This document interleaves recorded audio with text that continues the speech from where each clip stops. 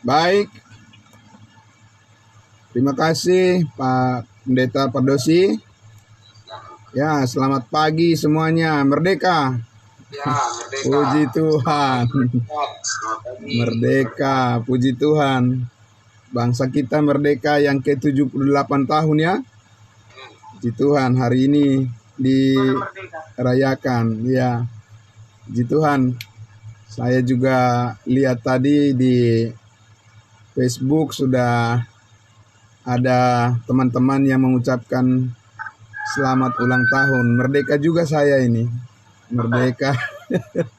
Luar biasa. Hari ulang tahun. Bersyukur ya. Puji Tuhan. Terlebih lagi kita sangat bersyukur karena kita sudah dimerdekakan dari segala dosa. Amin. Oleh Tuhan Yesus kita sudah diselamatkan. Kita bersyukur. Setiap hari kita bersyukur. Dan pagi hari ini kita bersyukur kepada Tuhan atas kebaikannya, memberikan kita kesehatan yang baik semuanya. Ya, puji Tuhan. Terima kasih semuanya, saudara-saudaraku yang selalu setia kepada kebenaran. Terima kasih semuanya saudara-saudaraku atas semangatnya. Dan biarlah ini semua menjadi berkat bagi banyak orang ke depan kita lebih maju lagi. Puji Tuhan. Untuk itu saya mengajak kita untuk merenungkan firman Tuhan. Ya, mari kita berdoa. Bapa di surga, terima kasih Bapa yang baik. Terima kasih Tuhan kami Yesus Kristus, Engkau sangat luar biasa telah mengaruniakan kepada kami yang terbaik di sepanjang hidup kami, dan semuanya bukan karena apa yang kami usahakan, bukan karena apa yang kami perjuangkan, tetapi Yesus Kristus Tuhan kami, Dialah yang telah rela berkorban, mati di kayu salib.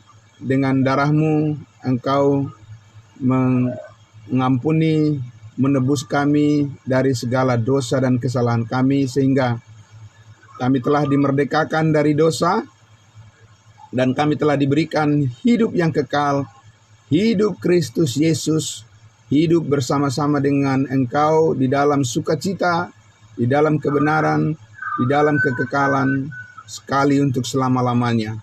Terima kasih Tuhan Yesus, karena kami diberikan anugerah, diberikan kasih karunia yang berlimpah-limpah dalam hidup kami, sehingga kami terus dapat melayani, membangun tubuh Kristus, dan menyatakan kesaksian iman kami kepada seluruh dunia. Terima kasih Tuhan, kami bersyukur pagi hari ini. Kau berikan kami kesempatan lagi untuk bersama-sama dengan jemaat kudus-Mu, untuk memuji-muji nama-Mu. Kami berdoa, saling mendoakan satu dengan yang lain, supaya kami terus dikuatkan oleh firman Allah, dan kami maju terus di dalam pelayanan kami, karena hidup kami dipanggil untuk melayani, bukan untuk dilayani. Terima kasih Tuhan Yesus, kami bersyukur, kami sambut firman-Mu. Di dalam nama Tuhan Yesus kami berdoa dan bersyukur. Haleluya, amin. Amin. Amin. Terima kasih semuanya saudara-saudaraku yang selalu setia kepada kebenaran yang kita percayai. Terima kasih. Dan kesetiaan adalah merupakan kekuatan kita bersama ya di dalam Kristus Yesus. Dan karena itu kita tahu sumber kekuatan kita adalah dari firman Tuhan. Karena itu saya mengajak kita kembali untuk merenungkan firman Tuhan yang sangat luar biasa ya. Jadi kita terus menekuni ya panggilan Tuhan untuk memahami kebenaran-kebenarannya, dan saat ini kita masih terus bersama-sama memikirkan, merenungkan ya apa yang Tuhan angkat di dalam, atau yang Tuhan singkapkan di dalam firman-Nya dari kitab Roma pasalnya yang ke-9. Puji Tuhan. Ya, dengan ketekunan ini tentunya Bapak Ibu Saudara nantinya akan bisa memahami dengan lengkap ya, dengan lebih lengkap lagi ya tentang rencana Allah. Dan untuk itu saya mengajak kita untuk membuka Alkitab kita, saudara-saudaraku, di hari libur ini, di hari kemerdekaan ini, saya mengajak kita untuk bersama-sama merenungkan firman Tuhan dari Roma pasal 9 ini, dan nanti sedikit ada tambahan waktu karena kita akan lebih banyak ya melihat apa yang Tuhan ajarkan bagi kita pada pagi hari ini. Dari Roma pasal 9 kita akan membaca dari ayatnya yang ke-6 sampai ayatnya yang ke-15 ya, dari ayat 6 sampai ayatnya yang ke-15 ya. Saya akan membaca untuk kita. Sudah siap ya, saudara-saudaraku ya. Roma pasal 9 ayat 6 sampai ayatnya yang ke-15. Akan tetapi firman Allah tidak mungkin gagal. Sebab tidak semua orang yang berasal dari Israel adalah orang Israel, dan juga tidak semua yang terhitung keturunan Abraham adalah anak Abraham, tetapi yang berasal dari Ishak yang akan disebut keturunanmu. Artinya, bukan anak-anak menurut daging adalah anak-anak Allah, tetapi anak-anak perjanjian yang disebut keturunan yang benar. Sebab firman ini mengandung janji, pada waktu seperti inilah aku akan datang dan Sarah akan mempunyai seorang anak laki-laki. Tetapi bukan hanya itu saja, lebih terang lagi ialah Ribka yang mengandung dari satu orang, yaitu dari Ishak bapa leluhur kita. Sebab waktu anak-anak itu belum dilahirkan dan belum melakukan yang baik atau yang jahat, supaya rencana Allah tentang pemilihannya diteguhkan, bukan berdasarkan perbuatan, tetapi berdasarkan panggilannya. Dikatakan kepada Ribka, anak yang tua akan menjadi hamba anak yang muda. Seperti ada tertulis, aku mengasihi Yakub, tetapi membenci Esau. Jika demikian, apakah yang hendak kita katakan? Apakah Allah tidak adil? Mustahil.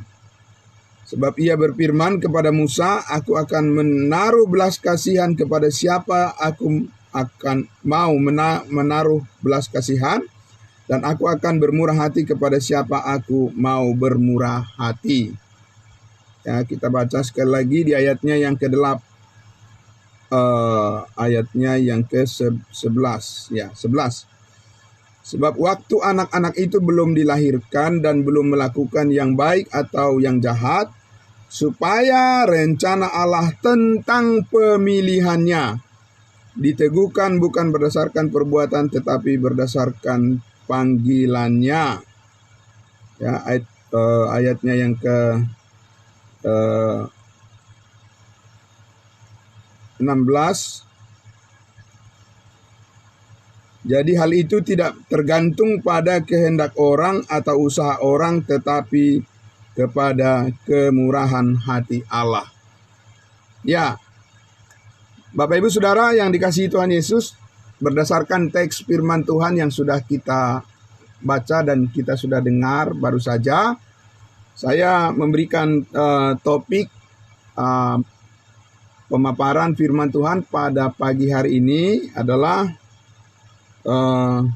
ajaran tentang pemilihan, ya. Jadi di ayat 11 tadi itu, ya, di ayat 11, supaya rencana Allah tentang pemilihannya diteguhkan bukan berdasarkan perbuatan tetapi berdasarkan panggilannya. Nah, ini memang ajaran tentang pemilihan ini adalah satu pengajaran yang yang kontroversial, atau pengajaran yang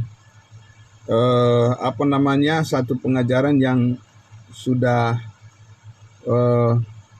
beratus-ratus tahun dipersoalkan, dipermasalahkan, dan banyak juga orang yang sangat keliru ya memahami tentang pengajaran pemilihan atau yang biasa disebut dengan predestinasi ya. Nah, tapi tentunya kita tidak bisa membahas itu pagi hari ini secara lengkap, tapi saya hanya menyampaikan berdasarkan teks Roma pasal 9 ini, maksud dan tujuannya ya. Apa maksudnya pemilihan di situ ya? Apakah Allah memilih seseorang supaya diselamatkan, ataukah Allah memilih seseorang atau sekelompok orang tertentu untuk melakukan suatu tugas ya, melakukan satu pekerjaan, tapi bukan untuk dipilih untuk keselamatan ya, karena kita tahu bahwa keselamatan itu selalu dimiliki seseorang ya, yaitu hanya karena melalui iman, bukan karena perbuatan ya. Nah, tapi di sini kita lihat bahwa rencana Allah tentang pemilihan Allah memilih atau tidak? Ya, tapi memilih untuk apa? Memilih manusia untuk diselamatkan. Ya, berarti Tuhan itu pilih-pilih kasih ya. Ya, dia memilih sekelompok orang untuk diselamatkan, kemudian sekelompok yang lain untuk tidak diselamatkan. Apa seperti itu? Tentu saja tidak ya. Karena 1 Timotius pasal 2 dikatakan Allah menghendaki supaya semua orang diselamatkan. Ya. Jadi keselamatan itu di sepanjang waktu, sepanjang sejarah umat manusia ya, selalu adalah karena percaya ya, karena iman. Karena tanpa iman tidak mungkin ada orang yang berkenan kepada Allah. Nah, jadi rencana pemilihan Allah adalah untuk suatu tugas ya, layanan suatu tugas tertentu, pekerjaan tertentu ya, untuk suatu fungsi tertentu sesuai dengan rencana Allah. Misalnya Allah memilih Musa ya untuk memimpin bangsa Israel, bukan Harun yang dipilih untuk memimpin, tapi Musa ya. Allah memilih Rasul Paulus untuk menjadi rasul bagi bangsa lain, bagi kita.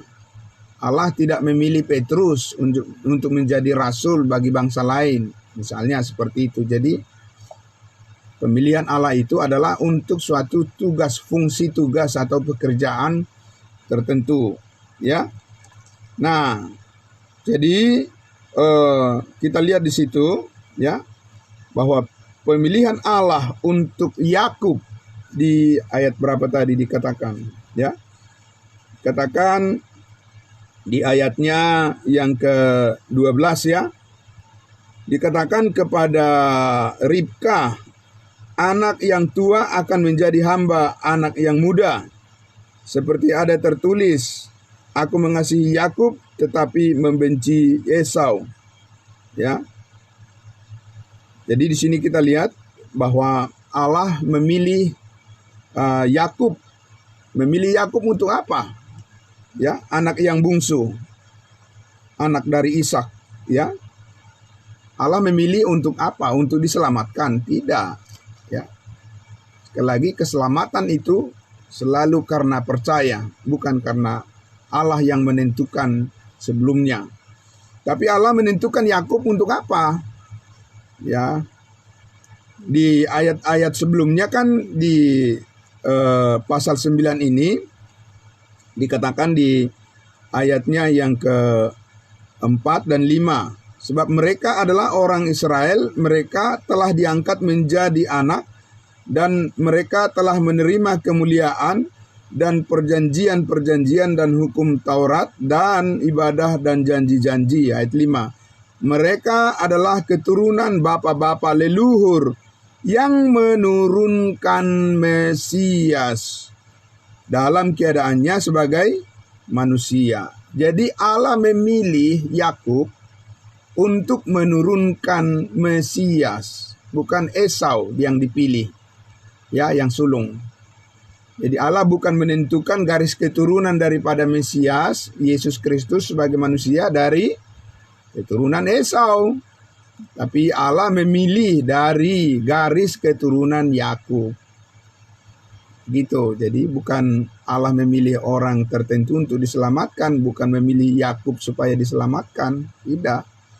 Yakub selalu diselamatkan karena dia percaya, ya, pada firman Allah.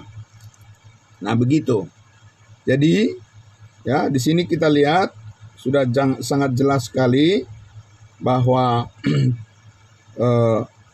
pemilihan Allah atas Yakub itu untuk penerima perjanjian, ya, atau covenant dari garis keturunan Abraham, ya, meskipun Esau itu adalah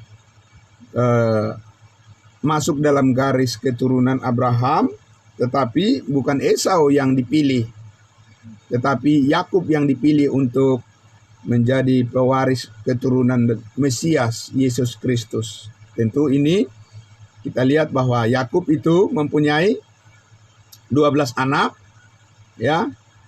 Yakub diubah namanya menjadi Israel, dan Israel itu mempunyai 12 anak. Salah satu namanya adalah Yehuda. Maka Yesus, ya, lahir dari keturunan Yehuda. Begitu, ya. Jadi bukan dari keturunan Esau orang Moab. Tidak, tapi dari keturunan Yakub orang Israel. Nah, kita lihat lagi tentu di sini Bapak Ibu sekalian, kita akan lihat di Roma pasal 8. Mari kita lihat dulu Roma pasal 8. Ini ayat firman Tuhan yang paling banyak disalahpahami orang, ya, terutama umat beragama Kristen. Ya, banyak yang salah mengerti tentang maksud daripada ayat firman Tuhan ini. Roma pasal 8 ayatnya yang ke-28. Ayat 29. Kita baca, ya. Kita tahu sekarang ayat 28, 29, 30. Tidak apa-apa. Ya, oke, biar lengkap, ya. Kita tahu sekarang bahwa Allah turut bekerja dalam segala sesuatu untuk mendatangkan kebaikan bagi mereka yang mengasihi Dia, yaitu bagi mereka yang terpanggil sesuai dengan rencana Allah. 29. Sebab semua orang yang dipilihnya dari semula, mereka juga ditentukannya dari semula untuk menjadi serupa dengan gambaran anaknya, supaya ia, anaknya itu, menjadi yang sulung di antara banyak saudara. Apa dikatakan di sini, Bapak Ibu Saudara? Sebab semula, semua orang yang dipilihnya dari semula, mereka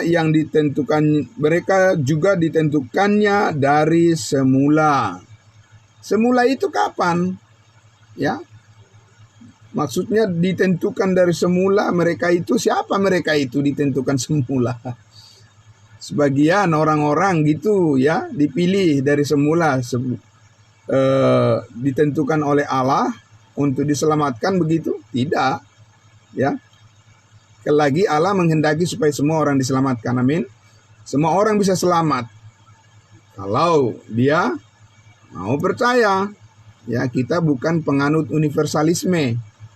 Universalisme mengatakan bahwa pada akhirnya nanti semua orang juga akan masuk surga, ya, terlepas dari percaya atau tidak. Karena Allah itu adalah Maha Kasih, maka Tuhan mengasihi semua orang, entah percaya atau tidak, nanti akhirnya juga Tuhan akan menyelamatkan semua orang. Itu universalisme dan itu pengajaran yang sesat, ya. Karena jelas sekali Alkitab mengatakan bahwa akan banyak manusia yang akan binasa kekal di api neraka karena mereka tidak mau percaya kepada kebenaran. Nah, jadi kita lihat di sini sejak semula. Sejak semula itu kapan maksudnya?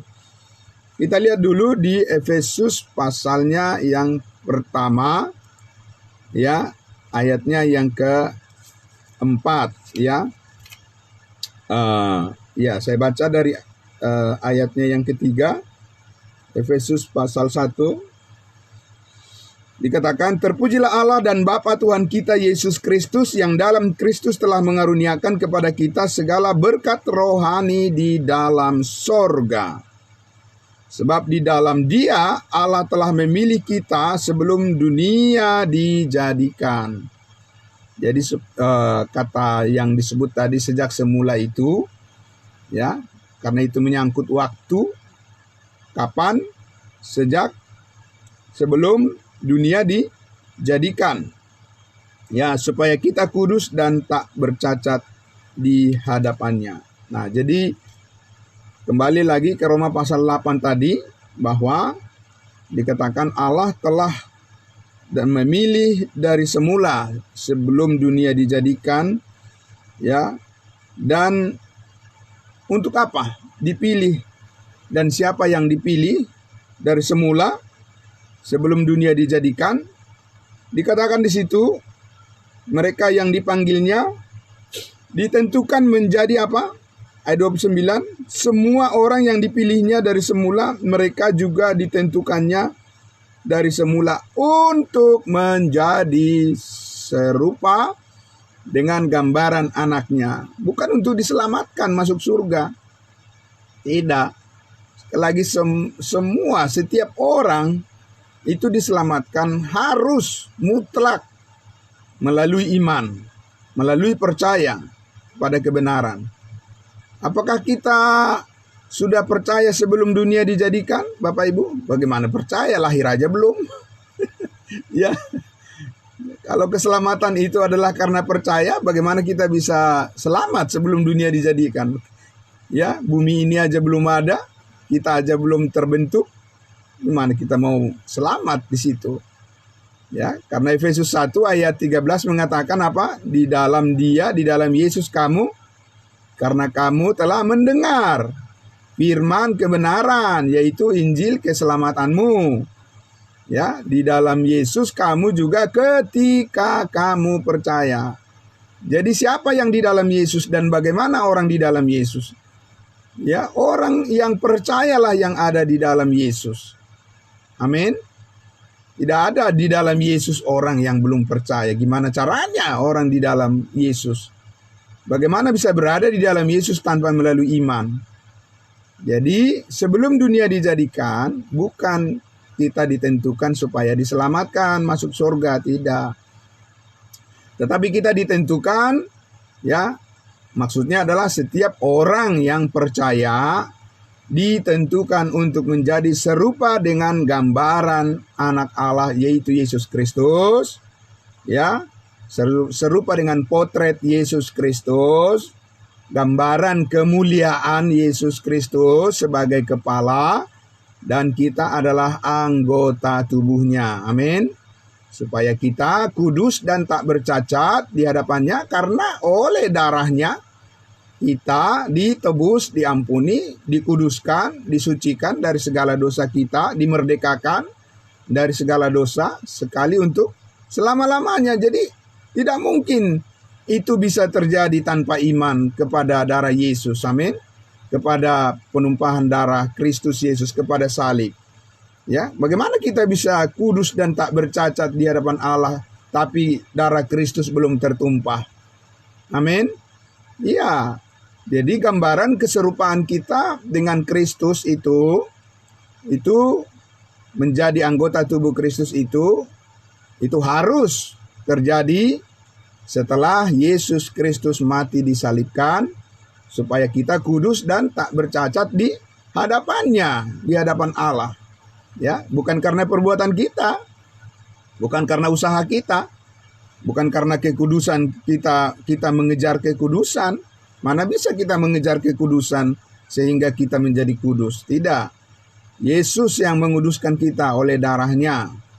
Ya, kalau di kitab di masa perjanjian lama, orang-orang percaya di sana bisa mengejar kekudusan dengan berbuat, dengan mempersembahkan korban-korban, ya, mereka dikuduskan. Tapi kita sekarang dikuduskan hanya oleh karena persembahan tubuh Yesus Kristus. Ibrani 10 ayat 10 dikatakan, sebab oleh karena kehendaknya inilah kita telah dikuduskan sekali untuk selama-lamanya oleh persembahan tubuh Yesus Kristus. Dan di ayat 14 dikatakan, sebab oleh satu korban saja ia telah menyempurnakan, ya, sekali untuk selama-lamanya mereka yang ia kuduskan, yang dikuduskan Yesus Kristus. Jadi di sini sekali lagi, ya, kembali lagi tadi dikatakan, jadi Allah menentukan supaya setiap orang yang percaya, ya, sekali lagi bukan menentukan sebagian orang, ya, menentukan setiap orang yang percaya, siapa saja bisa ditentukan. Dia tidak bisa ditentukan kalau dia tidak percaya. Tapi ditentukan untuk apa? Ditentukan untuk menjadi, ya, menjadi serupa dengan gambaran kemuliaan Yesus Kristus sebagai, ya, kepala tubuh Kristus, dan kita adalah anggotanya. Amin. Nah, karena itulah maka supaya kita bisa melayani di dalam kemuliaan tubuh Kristus itu, jadi Allah sudah menentukan bahwa posisi kita adalah orang-orang yang ditentukan untuk menjadi pelayan-pelayan di dalam tubuh Kristus. Kita bukan pelayan-pelayan kerajaan sorga di bumi. Amin.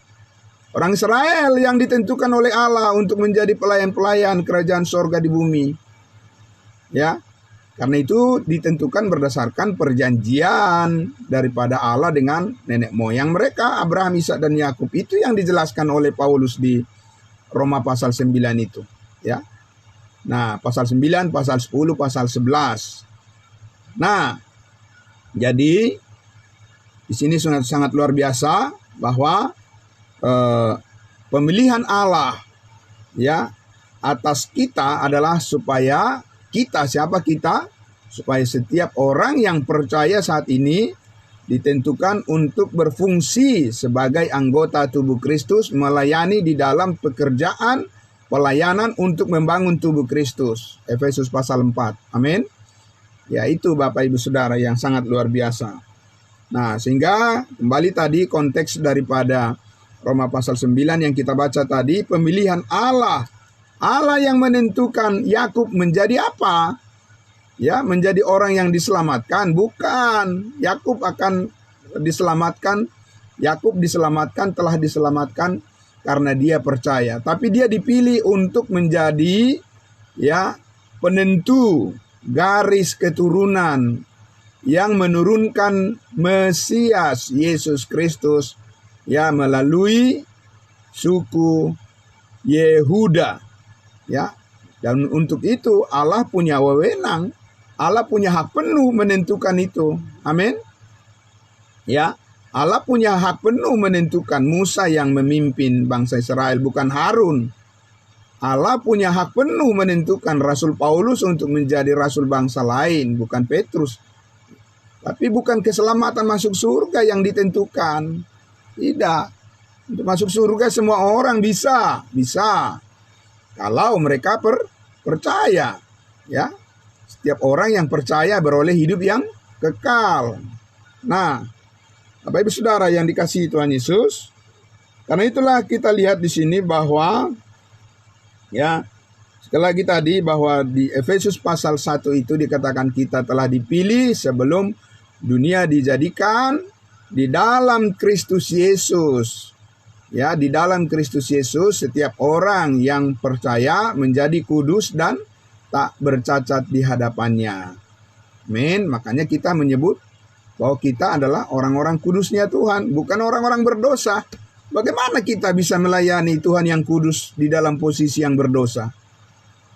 Pastilah pikiran kita berarti adalah hal-hal yang berkaitan dengan dosa, kan?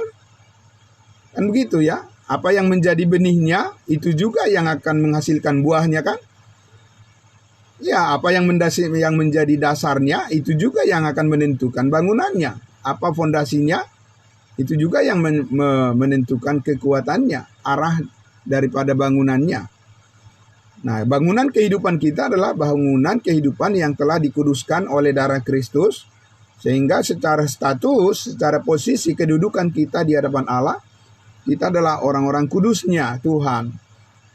Maka di atas dasar itu, di atas dasar kekudusan Kristus yang sudah dikaruniakan kepada kita, disitulah kita membangun kehidupan kita, atau lebih tepatnya adalah memberikan diri kita dibangun oleh kasih karunia Allah. Amin. Ya, dengan kehidupan yang kudus, panggilan yang kudus. Begitu, ya. Nah, sangat luar biasa. Maka kita lihat mari kita lihat lagi di bagian ayatnya yang ke Efesus pasal 4 ya. Efesus pasal 4 tadi sudah sempat saya singgung sedikit, tapi kita akan melihat dulu Efesus pasal 4 ya. Efesus pasal 4 ayatnya ya. Saya baca di ayatnya yang mulai dari ayatnya yang ke-11 ya. Saya akan membacakan untuk kita ya. Efesus pasal 4. Dan ialah ya, Yesus Kristuslah yang memberikan baik rasul-rasul maupun nabi-nabi, baik pemberita-pemberita Injil maupun gembala-gembala dan pengajar-pengajar. Untuk apa? Untuk memperlengkapi orang kudus. Tadi sudah saya sampaikan itu ya. Memperlengkapi kita orang-orang kudus, bukan orang-orang berdosa, bagi pekerjaan pelayanan, bagi pembangunan tubuh Kristus. Nah, untuk itu kita dipilih. Amin. Bagi pekerjaan diperlengkapi untuk kita menjadi terampil dalam karunia kita yang diberikan kepada kita untuk melakukan pekerjaan pelayanan pembangunan tubuh Kristus sampai kita semua telah mencapai kesatuan iman dan pengetahuan yang benar tentang anak Allah, kedewasaan penuh dan tingkat pertumbuhan yang sesuai dengan kepenuhan Kristus ya. Jadi kita dipilih untuk berfungsi sebagai pekerja-pekerja untuk pembangunan tubuh Kristus. Tubuh Kristus itu siapa? Setiap orang yang percaya itu adalah anggota tubuh Kristus yang telah dimeteraikan oleh Roh Kudus. Ya. Nah, sehingga ayat 14, kita bukan lagi anak-anak yang diombang-ambingkan oleh rupa-rupa angin pengajaran, oleh permainan palsu manusia dalam kelicikan mereka yang menyesatkan. Harus diperlengkapi. Karena kalau tidak, ya, berarti anggota-anggota tubuh Kristus itu bisa kehilangan orientasi, ya, bisa kehilangan arah di dalam pelayanannya, di dalam pekerjaan pelayanan yang Tuhan panggil untuknya. Ya, kalau dia tidak menjadi dewasa, ya, sifatnya masih tetap kekanak-kanakan, ya, ngambek gitu ya, ngambekan. Nah, itu tidak bisa itu orang bisa dipakai untuk membangun tubuh Kristus secara konsisten. Amin. Orang-orang dewasa lah yang sanggup membangun menjadi ya orang yang dewasa, bisa menyelesaikan pekerjaan dengan yang dipercayakan kepadanya dengan sebaik-baiknya. Amin. Makanya kita harus apa? Bertumbuh dikatakan, ya, menjadi dewasa, mencapai tingkat ya kedewasaan. Harus menjadi dewasa karena orang dewasa adalah orang yang kuat. Amin. Anak-anak mana bisa konsentrasi lama. Anak-anak itu cepat gelisah, sedikit saja waktu ditambahkan dia udah gelisah dia. Ya kan? Gitu Bapak Ibu ya. Banyak orang beragama Kristen seperti itu, tidak mau mendengar banyak-banyak firman Tuhan. Kalau bisa ya dipersingkat-singkat aja ya Pak, gitu ya. Dipersingkat-singkat. Kalau ngobrol aja ya kan? Ya sampai seharian juga tahan. Chattingan di handphone gitu ya. Tahan sampai berjam-jam, seharian juga tahan. ya, ngobrol entah apa yang diobrolin hal-hal duniawi. Tapi kalau udah mendengar firman Tuhan, udah ada yang mengantuk lah, ada yang geser-geser kursi lah, ada yang menguap lah, dan lain sebagainya. Karena apa? Itu adalah tanda bukti daripada ketidakdewasaan. Ya, karena orang yang dewasa itu tentu dia kuat untuk melakukan sesuatu yang membangun, yang memajukan. Amin. Karena dia tahu hasilnya, walaupun kadang-kadang itu harus melalui ya upaya kerja keras, ya melalui suatu pengorbanan bahkan penderitaan. Ya begitu ya. Seperti orang tua yang harus berjuang keras, ya sampai sakit-sakit juga berjuang keras, bekerja ya demi membesarkan anak-anaknya. Amin. Supaya mereka bisa bersekolah, supaya mereka bisa sukses dalam pendidikannya. Ya kan? Bukan untuk orang tua itu, tapi untuk anak-anak masa depan mereka itu. Kan begitu ya.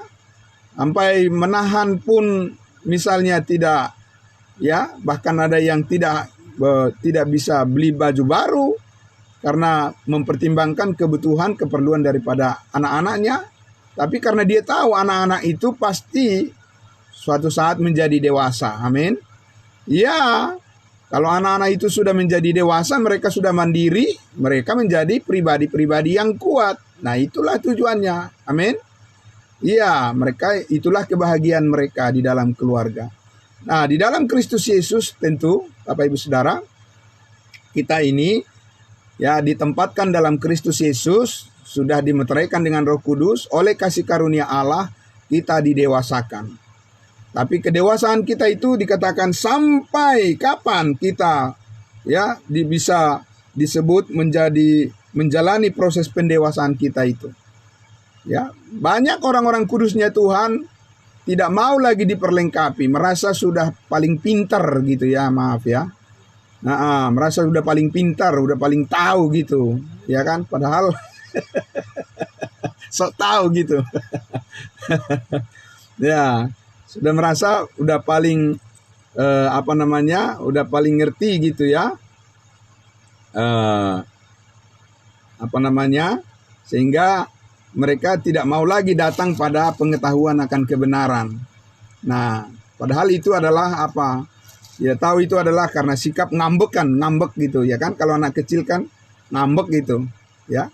Jangan, kita harus menjadi pribadi-pribadi yang dewasa. Amin. Ya, sehingga kepenuhan kita itu adalah kepenuhan Kristus, bukan merasa bahwa kita sudah terpenuhi. Ya, oh, saya sudah tahu itu, ya kan? Saya udah ngerti itu, saya udah tahu ini, gitu. Tahu apa? Ya kan? Benar Bapak Ibu Saudara, mari kita merendahkan hati kita di hadapan Tuhan. Ya, kalau kita sudah tahu, sudah ngerti, ya apa yang sudah kita buat untuk Tuhan. Amin. Mana buktinya? Itu. Jadi mari kita merendahkan hati kita. Ya, seperti bangsa kita saat ini, bangsa Indonesia sudah merdeka, sudah. Ya. Sekarang di dalam kemerdekaan ini apa yang sudah kita buat untuk bangsa dan negara kita? Ya, seperti Abraham Lincoln katakan, jangan tanya apa yang dibuat oleh negara untukmu, tapi tanyalah dirimu apa yang kau buat untuk negaramu. Itu adalah sikap-sikap orang yang sudah dewasa. Itu ya, di dalam pelayanan juga seperti itu. Bukan apa yang mau diberikan gereja buat saya. Amin. Tapi apa yang mau saya berikan untuk gereja, supaya gereja berfungsi. Gereja yang benar berfungsi di dalam pelayanan, di dalam pembangunan tubuh Kristus. Jadi Bapak Ibu Saudara, karena itu mari firman Tuhan katakan pada pagi hari ini, ya kita harus menjadi orang-orang yang dewasalah. Memang kita ini bisa menjadi dewasa di dalam Kristus Yesus. Kita sudah ditebus dari segala dosa kita. Kita sudah sudah ditebus dari roh-roh di udara, roh-roh penguasa di udara, roh-roh jahat. Kita sudah ditebus, kita sudah dipisahkan dari pengaruh-pengaruh jahat dunia ini. Berarti kita bisa menjadi dewasa kan? Bisa. Nah, tapi oleh apa kita dewasa, Bapak Ibu Saudara? Melalui apa? Ya, dengan cara bagaimana? Di ayatnya yang ke-15 dikatakan di situ. Ya, Efesus pasal 4. Tetapi dengan teguh berpegang, dengan teguh. Bagaimana teguh berpegang kalau cuma belajar sedikit aja merasa sudah pada tahu semuanya, ya kan? Ya. Tapi dengan teguh berpegang kepada kebenaran. Jangan berpegang teguh pada kebohongan, pada kekeliruan, ya, pada ketidakbenaran. Di dalam kasih kita bertumbuh dalam segala hal ke arah Dia, ya, ke arah Kristus yang adalah kepala. Itu tadi yang saya sampaikan di awal di Roma pasal 8 itu. Kita ditentukan dari semula supaya kita bertumbuh ke arah Kristus yang adalah kepala. Kalau orang-orang Israel, mereka akan bertumbuh ke arah Kristus adalah sebagai raja. Ya, di dalam kerajaan itu ada hal-hal yang mereka alami, ya, seperti mujizat-mujizat, ya. Berbagai macam mujizat akan dilakukan Yesus Kristus melalui orang Israel, karena itu adalah janji kerajaan buat mereka, ya. Nah, kita bertumbuh di dalam kasih ke arah Kristus yang adalah sebagai kepala. Dan ayat 16, daripadanya lah seluruh tubuh yang rapi tersusun dan diikat oleh apa? Diikat menjadi satu oleh apa? Oleh pelayanan semua bagiannya. Amin. Iya, ya kalau sudah jauh-jauh dari persekutuan yang kudus, jauh-jauh dari persekutuan kebenaran, mau melayani bagaimana? Ya, amin. Jadi diikat oleh pelayanan semua bagiannya. Siapa semua bagiannya? Setiap orang yang percaya yang dimeteraikan dengan Roh Kudus. Amin. Ya, kita diikat oleh pelayanan. Kalau kita nggak melayani, ya berarti kita kendor. Tapi kalau kita melayani, kita pasti apa? Kuat, solid. Amin. Ya, sesuai dengan apa? Kadar pekerjaan tiap-tiap anggota menerima pertumbuhannya dan membangun dirinya dalam kasih. Amin. Ya, jadi bagaimana bisa menjadi dewasa kalau tidak mau melayani? Ya, itu Bapak Ibu Saudara. Jadi itu tujuannya kita dipilih supaya kita menjadi dewasa di dalam Kristus, matang, ya, bisa kuat menghadapi berbagai macam persoalan, ya, karena persoalan di dunia ini nggak bakalan habis kan? Tidak akan pernah habis. Di dunia ini kita menghadapi adalah bagaimana kita bertempur dengan berbagai banyak masalah, ya, tetapi tidak masalah. Karena apa? Karena kita mempunyai kasih Kristus yang memampukan kita untuk selalu memilih apa yang benar di hadapannya, untuk bisa melewati semua seperti Rasul Paulus, ya, melewati berbagai tantangan, persoalan hidup semuanya, dan dia katakan, aku mengakhiri pertandingan iman dengan baik, telah mencapai garis finish. Amin. Dan akhirnya dia katakan, bagiku sekarang tersedia mahkota kebenaran yang dikaruniakan oleh Allah hakim yang adil, tapi bukan hanya kepadaku, kata Paulus, kepada jemaat Gerika Makedonia juga, kita semuanya, setiap orang percaya, orang kudus di mana saja, seluruh dunia ini, ya, yang merindukan penyataan Kristus, yaitu firman kasih karunia-Nya, untuk terus membangun kehidupan kita. Kerinduan itu akan membuat kita bertumbuh menjadi dewasa, kuat di dalam pelayanan. Amin. Jadi jangan pernah berpikir mundur dari pelayanan gereja tubuh Kristus. Karena itu artinya kalau berpikir mundur dari persekutuan, dari gereja tubuh Kristus, maka artinya tidak ada pertumbuhan sama sekali lagi. Kalau tidak ada pertumbuhan sama sekali, berarti yang ada adalah keduniawian. Bapak Ibu Saudara, kita bersyukur seperti bangsa kita terus membangun, ya. Saya mendengar kemarin pidato daripada kenegaraan daripada Presiden Jokowi, bahwa dia sudah melihat bagaimana bangsa Indonesia ini tahun 2045, ya, adalah menjadi salah satu negara yang terkuat di dunia ini, ya. Itu luar biasa. Tahun berapa? Tahun 2045. Ya Bapak Ibu Saudara, jauh sekali ke depan dia lihat, ya kan? Karena itu membutuhkan apa? Kesabaran, ketangguhan, keuletan, kesetiaan, amin. ya membutuhkan akan kesetiaan untuk membangun bangsa dan negara. Nah, bagaimana dengan kita, Bapak Ibu Saudara?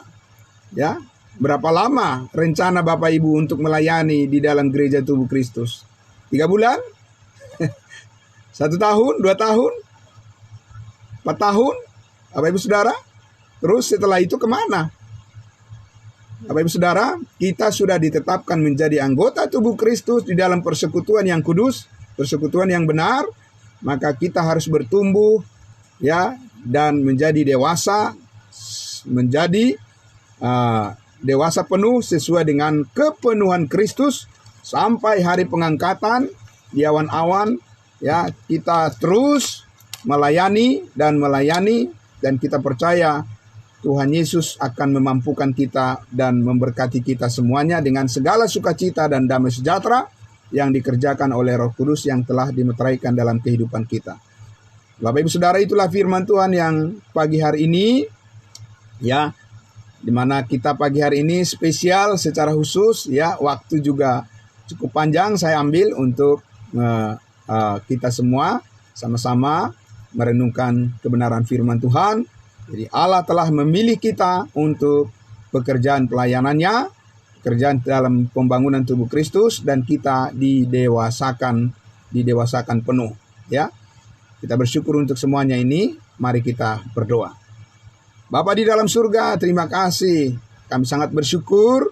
Kami berterima kasih ya Bapa. Engkau telah memilih kami semua di dalam Kristus Yesus karena iman, karena percaya pada pengorbanan Kristus, pekerjaan salib yang sudah selesai, telah mengampuni kami, memerdekakan kami dari segala dosa sekali untuk selama-lamanya, dan kami merdeka untuk melayani Tuhan dengan segala kuat kuasa, segala kebaikan, kemurahan hati, segala keagungan, kemuliaan Kristus yang ada padamu dan yang Engkau karuniakan bagi kami dalam Kristus Yesus. Kami dimampukan untuk menjadi pribadi-pribadi yang dewasa, untuk siap melayani, menjadi berkat bagi banyak orang, memberitakan Injil kasih karuniamu kepada semua orang.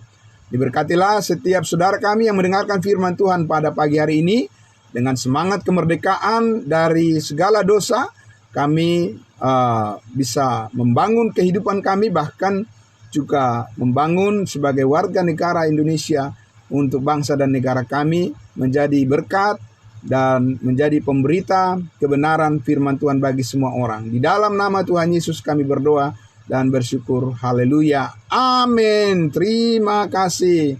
Amin. Puji Tuhan. Juga saudara-saudara kami yang di live streaming Facebook, Tuhan memberkati kita semuanya. Merdeka. Merdeka. Puji Tuhan. Kembali lagi pada hambanya Pak Pendeta Pardosi untuk melanjutkan ibadah saat teduh kita. Terima kasih, Tuhan memberkati. Shalom. Shalom.